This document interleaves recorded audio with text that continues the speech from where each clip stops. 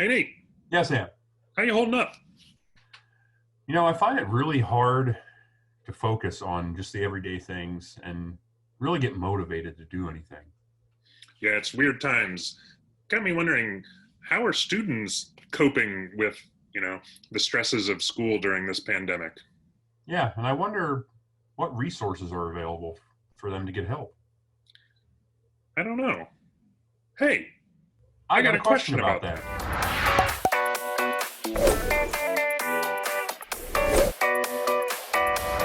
Welcome to another episode of Hey, I got a question about that. I'm Sam. I'm Nate, and this is a podcast and video series where we talk about all the fascinating research going on here at the Penn State Eberly College of Science. Today on the pod, we have a little bit of a different episode. We're joined by return guest Chris Palma, who's the Associate Dean for Undergraduate Students in the college, and also Kate Staley, who's the Director of Outreach for Counseling and Psychological Services here on campus.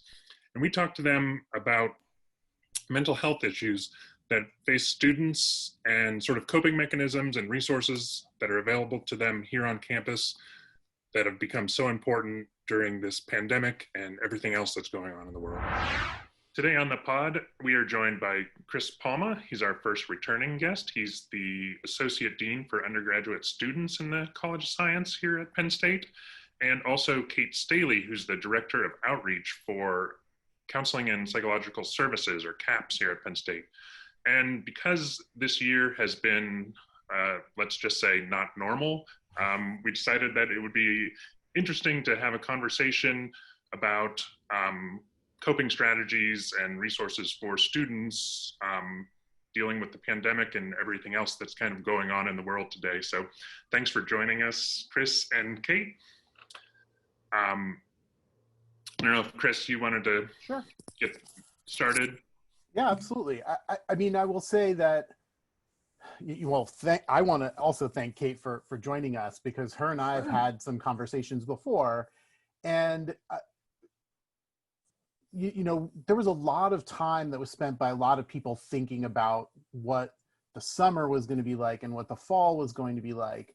And, you have to deal with some of the things like how many students can fit in a classroom, and how are we going to list on Lion Path what a course looks like, et cetera.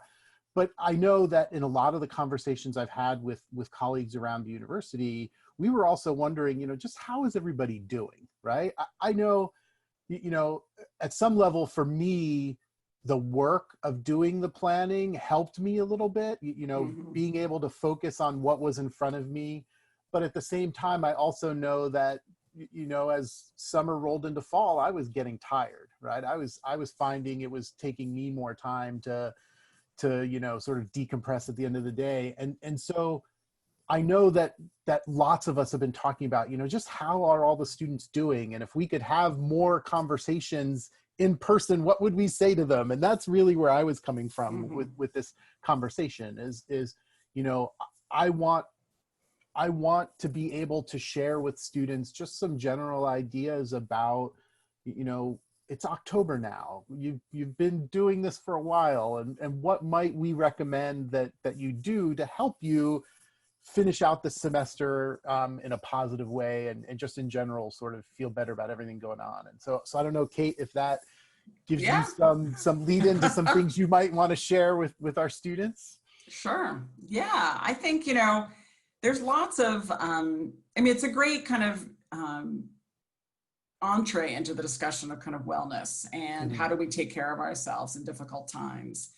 I think one of the things that I've been, well, first of all, from a kind of national survey perspective, there does seem to be evidence that there's increased anxiety and distress among 18 to 29-year-olds in particular, more than older people than that.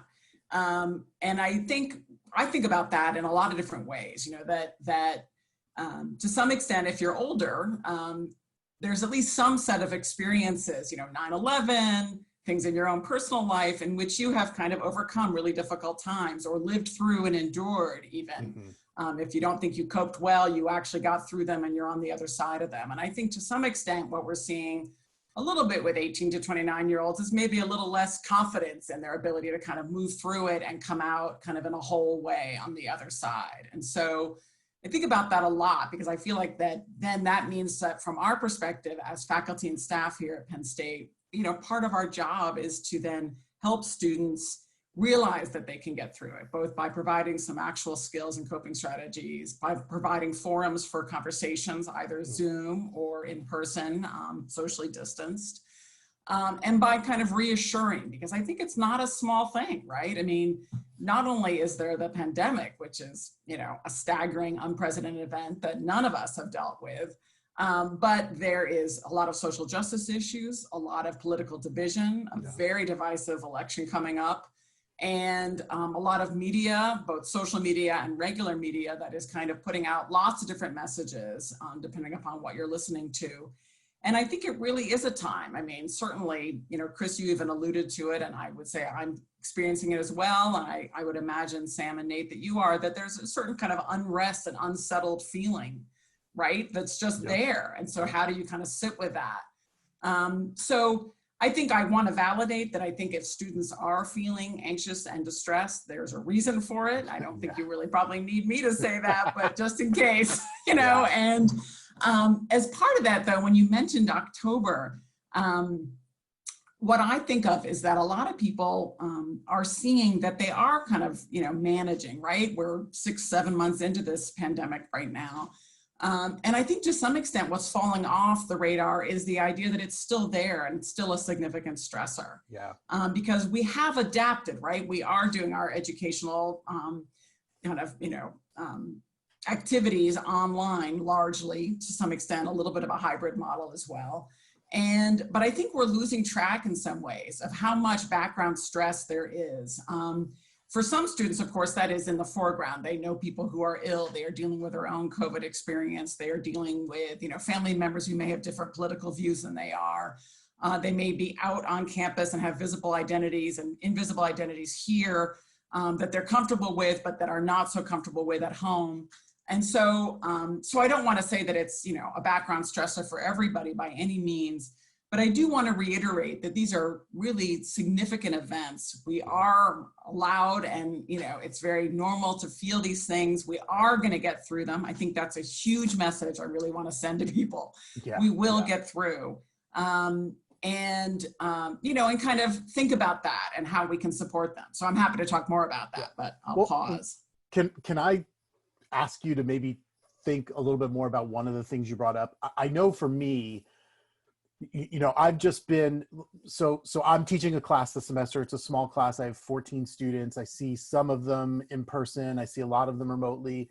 And I've just been trying, to when I have the opportunity, like one of my students, I really enjoy her because she jokes around in class. And it's like, just those jokes, I think, put me at ease, put the other students at ease, right?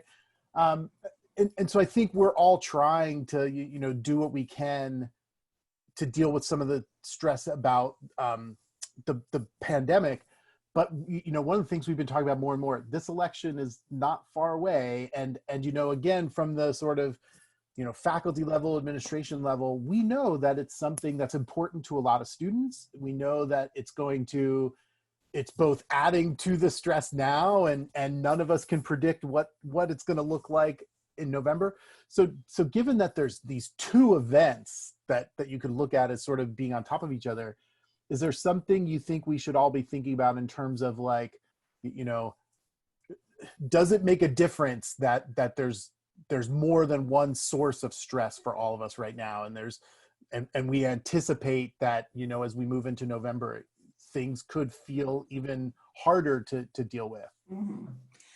Yeah, I mean, I don't have any great, I don't know that I have some incredible words of wisdom on it. I think it does, the more stress, I mean, there's a whole model in psychology called the cumulative risk model. And it basically says, that one risk, so one kind of adverse circumstance is, promotes certain amount of stress or certain amount of difficulty adjusting. And if you keep on adding to the stressors or the risks, it becomes more and more difficult to kind of stay centered, to stay balanced, to be able to manage your own stress level. So I think the bottom line is that the multiple stressors, and you could add on, of course, as I sort of mentioned, the kind of visible and invisible identity issues and how that then gets further stressed by a lot of what we're seeing in the world right now in terms of access to medical care, employment issues. I mean, the whole bunch of things, the political division with the election.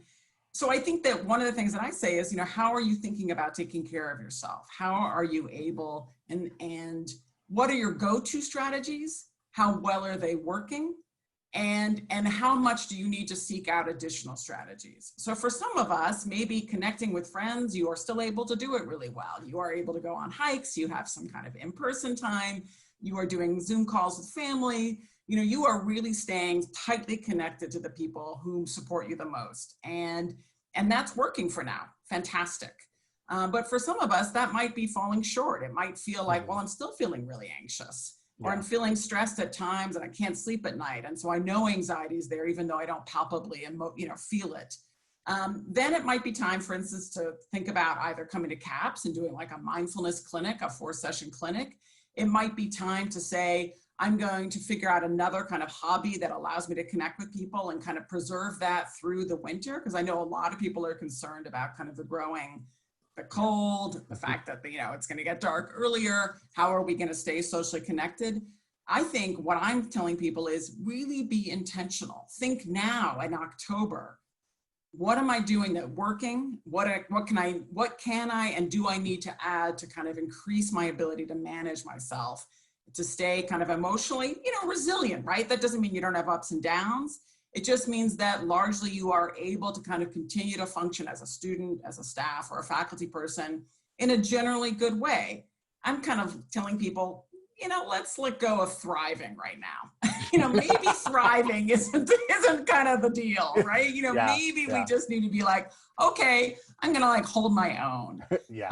And maybe that's good enough for now. And thriving will happen on the other side. There will be another side. I do want to repeat that message. And we will come out of kind of the dark times, but maybe focusing on kind of holding stasis, holding your own now. And so I really encourage people to be really intentional about self-care. So for instance, I'm thinking about like, what are new hobbies that I can pick up that might be helpful, and kind of just because they're keeping me busy, they're interesting to me, they're keeping me focused on things that are not the pandemic. I'm really limiting my attention to social media and to the media in general. So I want to stay informed, but I want to limit it because I know that it makes me anxious if I repeatedly look at the news, many times during the day. I try and keep, kind of cautiously optimistic about the ideas or the ways we're moving through this in terms of my own political views, but also in terms of that the pandemic, that we do have more skills in managing COVID now. Doctors are saying that left, right, and center, that we know the virus a lot better now. We have better treatment. There's clearly things like death rates are way, way down. And that's because we know how to treat it better. It doesn't mean it's not still a significant threat that we need to be paying attention to and staying socially distanced and masked. But I think there's an optimism about where we're going. And so I also kind of hold that in the forefront of my mind. It's interesting because I really appreciated your point about being intentional about, what are you doing? Because I know that, there were times where, I could feel that maybe I'm not feeling today so great. And what really made a difference for me was, there are people that I see every so often, but not all the time. And I don't know if this was a recommendation or not, but I got a couple of texts from people I hadn't heard from in like a year, right? And one of them is a guy I met in 2nd grade, and we have been buddies since we were 7 years old. He lives in New York. I live in Pennsylvania. We usually only see each other at Christmas. He sent me a text, and we were going back and forth, and it was like we were in middle school and high school again, reminiscing about that's great. Going to record stores and finding obscure things. And that, boy, did that make a difference. And so when I realized how that impacted me, I felt, I can do this for someone else. I can send a text to someone I haven't talked to in 6 months or 9 months, and that maybe I would have run into if we were out and about more. And that's one of those things that I just remind myself every so often. I should check in with this person or that person. And so that's, on some days that's been enough for me. One of the other things though that I also think about and this is one of those things where I do understand that some people feel that some of the suggestions or some of the things that work for some people can feel hokey to others. But you know, one of the folks that I work with, we were meeting weekly, and it was a group of about 10 of us, and he would say every single time at the end of the meeting, you know, it's really beautiful outside. Why don't you all just go outside right now that the meeting's over and just take a 5-minute walk? And there were definitely some people where I thought, okay, you know, we hear you. You don't have to remind us every. But just that, and again, I think it's the same sort of thing. Like, here was someone that that I was interacting with professionally who was just saying, you know what, I think it's good for all of us if we go for a walk. And it did spur me to every once in a while go outside. I'm like, I probably wouldn't have done it if I hadn't had that reminder. And so paying attention to that and paying attention to those were two things that made a difference for me. That has definitely made me think a little bit more about what is like on those days where I'm like, okay, this is a rough day. I'm feeling pretty exhausted. What's one or two things I could do really quickly to you know, sort of feel a little bit better. Yeah. And so that's the kind of message that I've been hoping that we could share with students. I think those are great examples. And, you know, particularly when you mention the kind of, I mean, certainly the connection to people, both the people that you are regularly connected to, but reaching out maybe to people that you less often, because we are really having a shared experience. So I also think that in some ways, while there's a lot of division in some sense, we're also like all in this together. So, you know, in some ways, you can reach across to people that you might not have tons in common with at one level, but now we are sharing a lot of experiences at this kind of broader meta level. I think also what you said about kind of the outdoors, you know, I've really been trying to encourage that, particularly with undergrads, particularly with freshmen who I think are in dorms. It's really important to get outside in daylight. You know, we are creatures who need sunlight. It regulates our sleep. It drives kind of melatonin rise and fall. So it's incredibly important at a biological, physiological level. It's vitamin D, which has been shown actually to combat COVID, so to provide resistance. So it's very important at that level, but it's also really important to remember and to kind of tune into the idea that physical activity and feeling our bodies move, seeing nature as it kind of moves through its normal progression, right? Because as much as in the world that's completely insane right now, nature is just doing its thing, right? The geese are flying south, you know, the sunset is still sunsetting, and the leaves are still turning beautiful colors. And so you can kind of get grounded. There's a wonderful exercise. It's a mindfulness exercise called the 5 senses exercise, where when you walk outside, and you can do this anywhere, including inside, but it's beautiful when you do it outside. You go outside, you just take a short, say that 5-minute walk you're talking about, Chris, and do 5 things that I see, 4 things that I hear, 3 things that I smell, 2 things that I, you know, taste, 1 thing that I touch, you know, and you can do it in any way, in any of the order of the senses, but you are grounding yourself to your senses and what your body can experience. You are pulling yourself down into your own center and understanding that you are fine. In that moment, you are fine. And it's really important to realize that much of the time we are fine, even though our mind is kind of off, you know, getting worried about lots of different things. And so pulling your mind down and kind of saying, wait, I am fine. This moment is okay. I am okay. The people I love are okay, if that's the case. If not, then you want to get centered so that you can be more present to help them if the people that you love, maybe 1 or 2, are not doing as well. So I think those are great examples. Can I?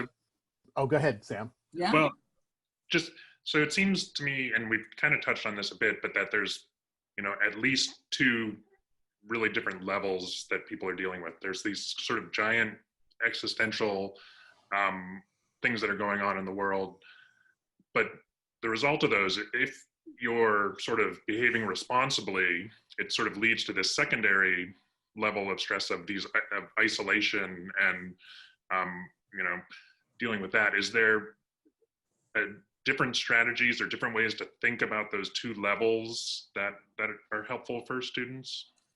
Yeah, I think that's a great question. You know, one of the ways we talk about it at CAPS is kind of what can you control and what can't you, right?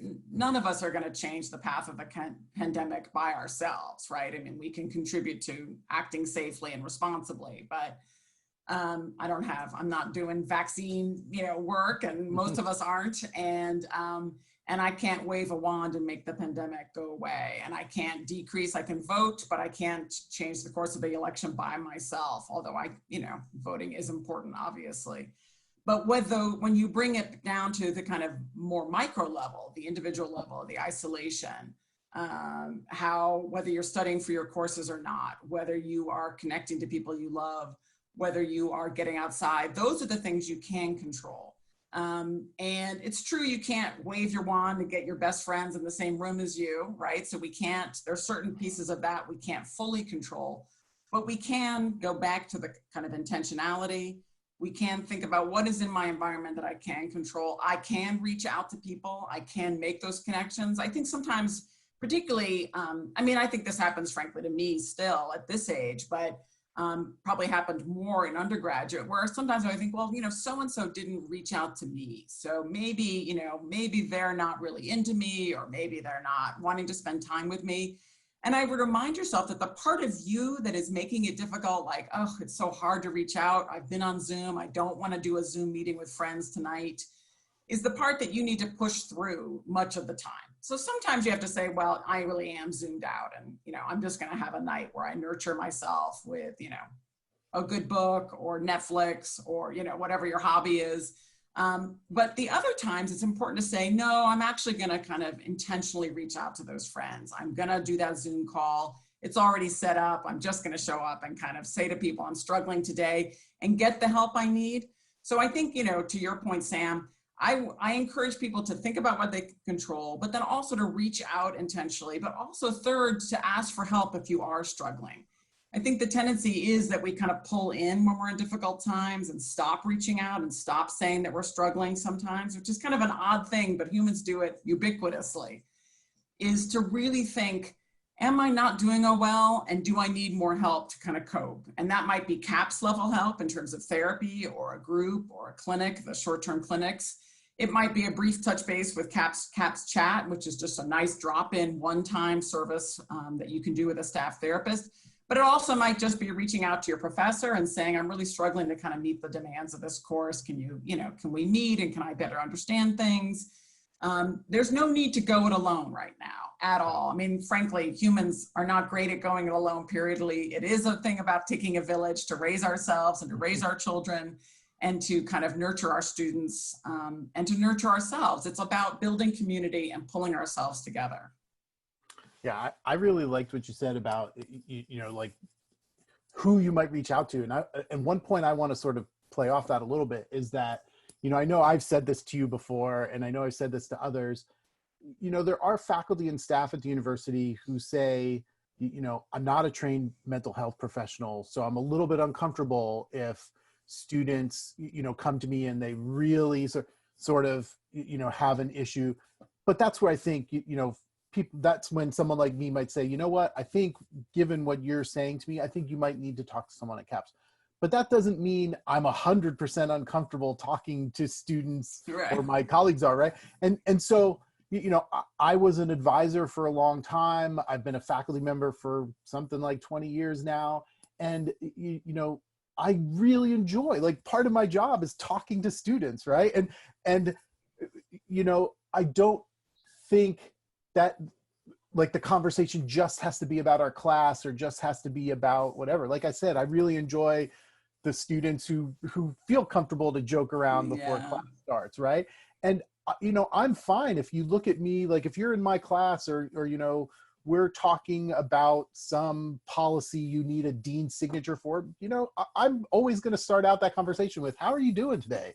What's going on with you? And there are a lot of people in roles like advisors and like teaching faculty who are really looking to talk to their students, not just about the class. But so I think I want students to know that, even though, I'm not trained to deal with like serious crisis situations, I feel 100% comfortable talking to you about just how you're doing, letting you know, like, what do I know that other folks are doing that might be something you might want to try out. And so people should feel like, you don't have to avoid those sorts of conversations with the people you might see your faculty member in your one course more often than you're seeing anybody else, right? So why not just say hi to them and interact at that personal level, right? So I think that's I think that's a great point. I mean, and a lovely way to put it, that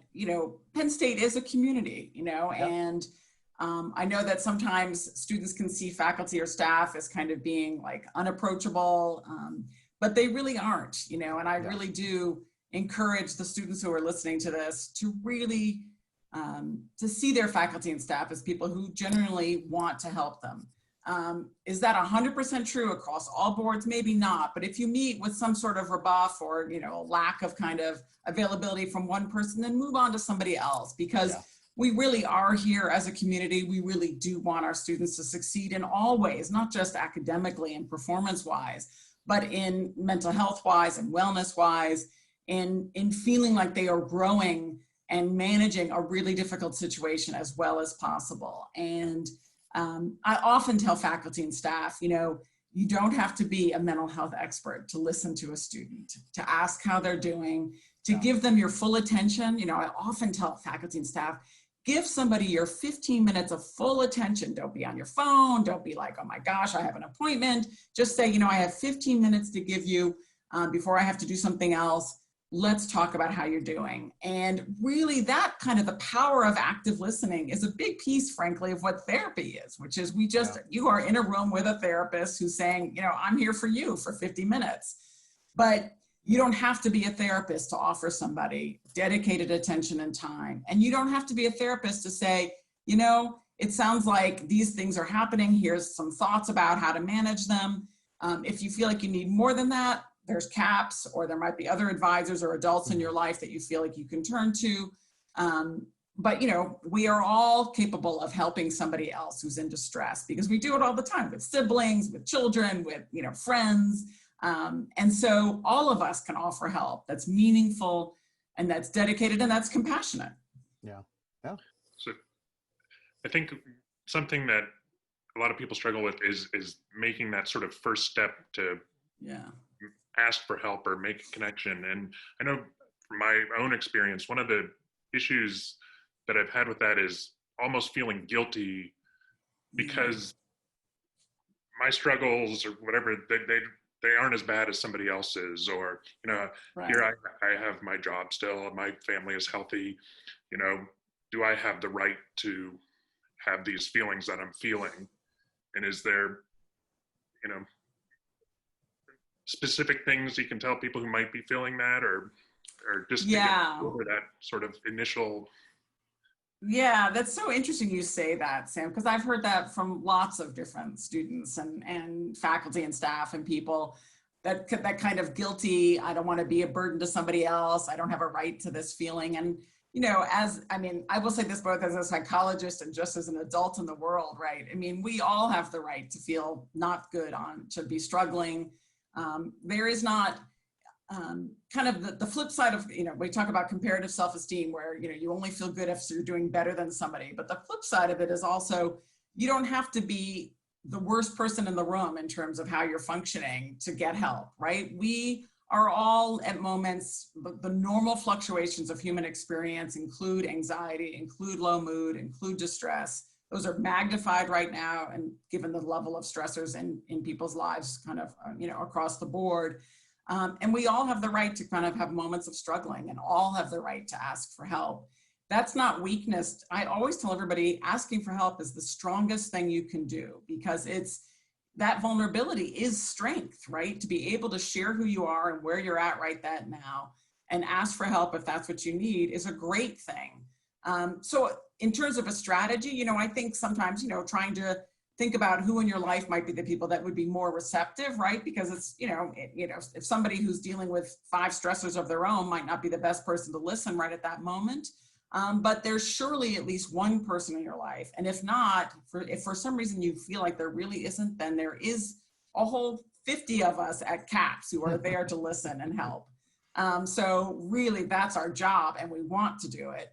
But I bet that in your own lives, you can think of one person who is your go-to person, or who is somebody who kind of always cheers you up. And I really, I think that you have to think, you don't have to be horrible or doing, and in fact, we would rather you, from a CAPS perspective, not wait until you're doing horribly to ask for help. Yeah. We'd much rather get you on the early side of like, I feel like I'm not sleeping as well. I'm really struggling now to concentrate on my work. Now is the time to reach for help. It's much easier to get help and to kind of remediate or reduce the issues if you come early versus if you wait until you really have escalated and you're not doing well at all. So the other reason is to ask for help early. Can I play off that? There's definitely something that I've been thinking about in terms of the student experience that I want to share, which is, I think our students who might be in their third or fourth years, I think they're sort of feeling things differently than the students who this is their first semester at Penn State, right? And the one thing I've heard a lot from the first semester students is that, this is all they've known, right? Like the third and fourth year students, they've had a couple of years at Penn State. They've met people, they have people at this university who can play the role you're talking about.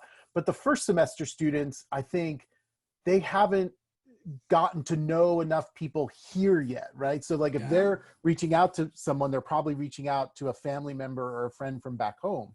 And so one thing that I wanted to mention is that, in a typical semester where we were all meeting face-to-face, we put a lot of structures in place to help students network with each other. And those are harder to do right now, but they're not gone completely.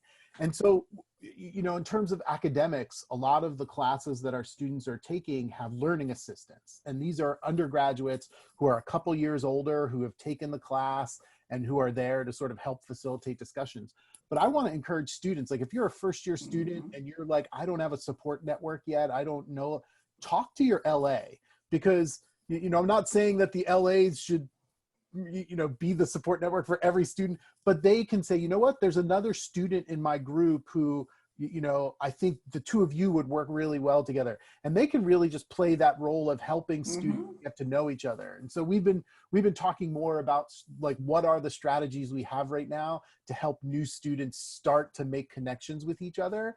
And so that's where I would say, your learning assistant, if there's a graduate TA in your class, that's another thing you could talk to your faculty member about, right? Like if someone said to me, like in my class, like, I'm having a hard time with this homework and I'm there for them, but I know, a great strategy for students is to talk to other students. And so I could say, why don't you talk to so-and-so or so-and-so, and they might be willing to just sort of, talk through the questions with you and help you.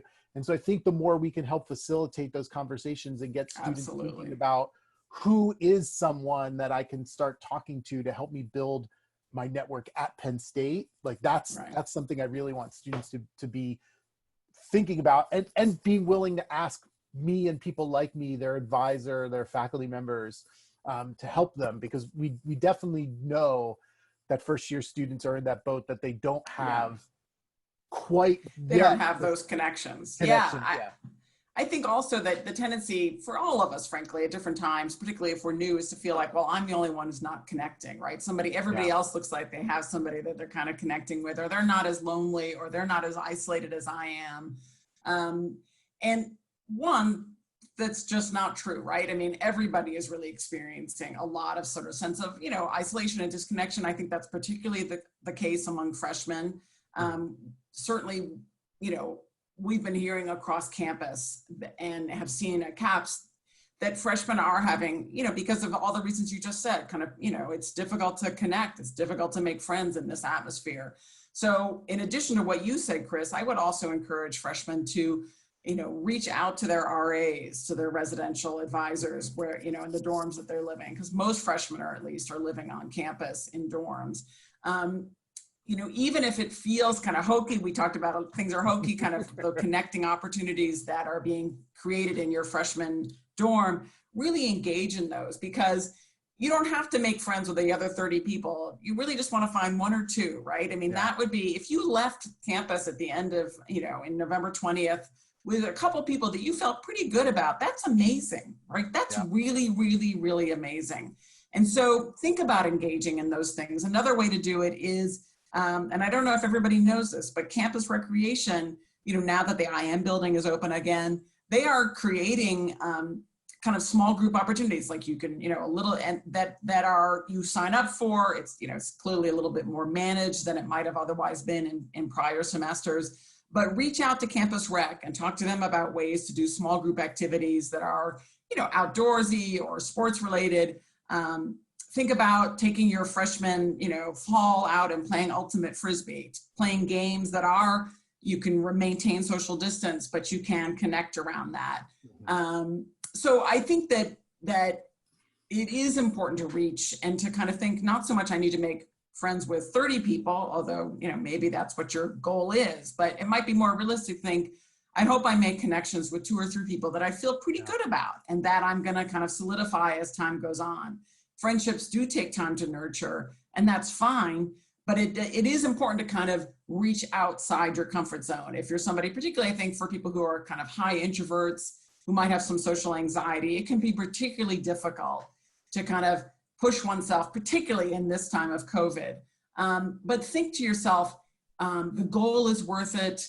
How do I manage my anxiety? Taking some really deep breaths, kind of using that as a way to kind of manage your anxiety just enough so that you can move outside your room and kind of make those connections with people on your hall.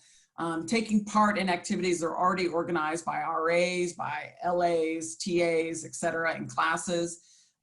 Going to professor review sessions because other students are going to be in those review sessions. And by definition, that means everybody's kind of like, what? And so they all have the same kind of questions, and listening and participating. I think it does require us, and I think this is the hard part, that it requires a lot more kind of moving through and holding on to your discomfort. And by holding on, I mean kind of sitting with. So we talk about a lot about in mindfulness work about sitting with discomfort. And it is not the case that you will necessarily feel totally fine about leaving your room and connecting with people. And you don't have to feel totally fine to still do it. And so how do you manage your anxiety or discomfort just well enough so that you can leave your room and do that? You can ask somebody to go on a socially distanced walk with you. You can kind of say, let's go to Starbucks, grab a coffee and sit outside together. Those are things you can do even in this time. And if you can kind of take that you will be so proud of yourself because it is hard. Yeah. And in so many cases, the reward will be that person is like, wow, I can't believe they reached out to me. And there's kind of a real kind of connection that's beginning. And that's all it takes is just these beginning connections, because then the ball starts kind of rolling on its own, right? It's kind of the first steps are the hardest. Yeah, good point. I think there's been a ton of great info in this podcast. We should probably wrap it up. So if there's students out there who want to get the process started with CAPS, how can they go about doing that? Yeah, great question. Thanks. So the best way to do it is to call 2 things. You can either look online at the CAPS website and see our list of services. I would just shoot right to the virtual services because all of our services now are in Zoom. So we both have teletherapy, which you get 6 free sessions and then up to 3 more for $15 a piece. But we also have short-term clinics that are totally free that are just 4 sessions for an hour and a half. That are on things like mindfulness, managing anxiety, low mood, things like that. We have ongoing undergraduate process groups as well as graduate process groups for those grads that might be listening. We have CAPS Chat, which is this drop-in one-on-one. And the best way is to either find out about them by looking at our website or call 814-863-0395. That is the main CAPS number. Just say, I'm interested in X, in getting some help. And they will set you up with what's called a screening call, which usually happens in about 24 hours. And you'll just talk for like 10 or 15 minutes with a CAPS counselor about some of the things that are distressing you or what you think you need help with or what you're looking for. And then they'll make recommendations and you'll have a next step at the end of that call. So that was helpful. Yeah, it's nice to see all the resources available to students. And I mean, it sounds like it's pretty easy to get help. And I think every student, even if they're just feeling a little bit off, should contact CAPS and try to get a little help. Yeah, it was good to hear some of the coping strategies, especially, with days getting shorter, temperatures getting colder, and, added stressors like the election coming up, which, by the way, everyone should make sure they're registered and go vote. Exactly. So if you want to learn more or get in touch with somebody at CAPS, we'll have links in the show notes below. And we'll also have a link to another resource. It's you.psu.edu.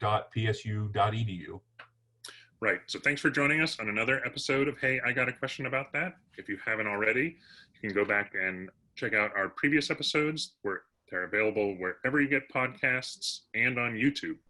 And don't forget to like, subscribe, and comment. This is a podcast and video series where we talk about all the fascinating research. This isn't research. The mouth stopped moving. Pretty strange times. It's really strange to see. Right. Maybe the bad publicity will make us famous if you do really mess it up. Yeah, I never realized that there are so many services available. Why am I always the one who never realizes anything? I wonder. See, we can't even focus to make this freaking podcast. I'm gonna play the theme song.